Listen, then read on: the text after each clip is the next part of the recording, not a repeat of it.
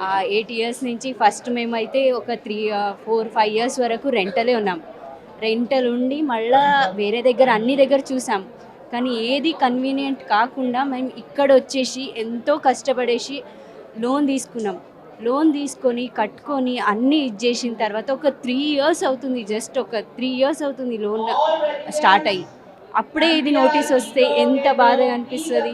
ఇప్పుడు మేము ఆ లోన్‌ని తీర్చలేము. వాళ్ళు ఇచ్చింది కూడా మనం ఇచ్చేయలేము. ఏమీ ఇచ్చేయలేము. కానీ ఇలా చేస్తున్నాం అనేసి మేము అనుకోలేదు. ప్రభుత్వం ఏమంటుందంటే మిమ్మల్ని ఇక్కడ నుంచి వెళ్ళిపోమని చెప్పినా మేము వేరే దగ్గర మీకు ఇలా స్థలాలు ఇస్తాము. ఇస్తారంటారు. కానీ ఇలాంటిది ఇస్తారా మీరు? ఇలాంటిది ఇస్తారా?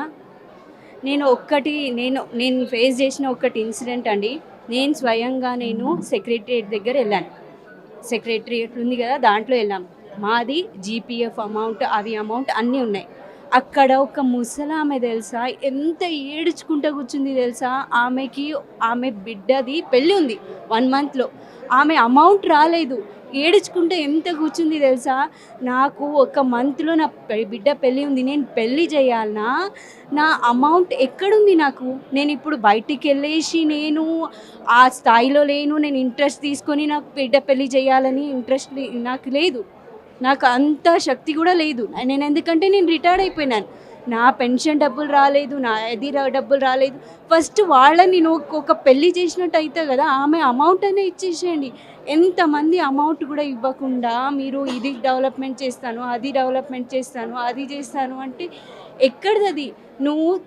ఒకవేళ నువ్వు నిద్రపోతుంటే నేను ఈరోజు ఫర్ ఎగ్జాంపుల్ నేనే అనుకోండి. నేను ఒక టీచర్ అనుకోని అని అనుకోండి. నేను వెళ్ళి సగం మందికి నలుగురికి విద్యలు చెప్తే నాకు నైట్‌గా నిద్ర పోతది. అరే! నలుగురికి నేను విద్య చెప్పాను. నాకు నిద్ర వచ్చింది. నువ్వు నలుగురికి మొత్తం ఇల్లు కూసేసి నువ్వు నిద్ర ఎలా పోతున్నావు? అంటే ప్రభుత్వం ఇంకోటి ఏమంటుందంటే మీది బఫర్ జోన్‌లో ఉంది. వరదలకు అడ్డుందని అన్నది. అంటే ఇంతకుముందు మీకేమన్నా మరి అస్సలు ఇన్ని రోజులైంది మాకొక్క చుక్క గూడా నీళ్ళు రాలేదు లోపలికి. ఒక్క చుక్క గూడా ఇక్కడి నుంచి ఒక్క చుక్క గూడా రాలేదు. మేము దేని గురించి కూడా ఇబ్బంది పడలేదు. అసలు ఎంతమంది అక్కడ ఉన్న వాళ్ళు అంతమందిని కొట్టుకుపోయినారు. కానీ మా దగ్గరైతే ఒక్క చుక్క గూడా రాలేదు. మరి ఏం చెప్తారు సీఎం గారికి? మీరు డెవలప్‌మెంట్ చేసుకోండి. ఇప్పుడు కేసీఆర్ గారు చేశారు. పెద్ద విగ్రహం పెట్టారు అంబేద్కర్‌ది. ఎక్కడ పెట్టారు? ఎవ్వరికి ఇబ్బంది లేకుండా అనేసి ఒక చోట పెట్టారు. మీరు కూడా పెడతారు అంటే ఓకే. మేము కూడా పెట్టనీకి ఇచ్చేస్తాం.